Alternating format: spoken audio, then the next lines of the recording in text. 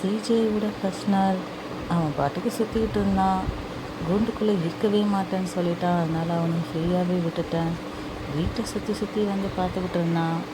நிறைய ட்ரீட்ஸ் கொடுத்தான். ஆனால் அவன் எதையுமே சாப்பிடல. தண்ணியை மட்டும்தான் குடிச்சிக்கிட்டு இருந்தான். அவன் கூட பழகணும்னு நானும் அவன் கூடயே சுற்றிக்கிட்டு இருந்தேன். ஆனால் அவன் கொஞ்சம் கூட கண்டுக்கலை. தண்ணியை மட்டுமே குடிச்சிக்கிட்டு சுற்றிக்கிட்டு இருந்தான்.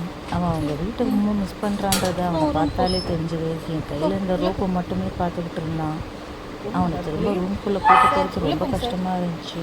கொஞ்சம் நேரம் நடக்க விட்டேன். கொஞ்சம் நேரம் விளையாடிட்டு இருந்தேன்.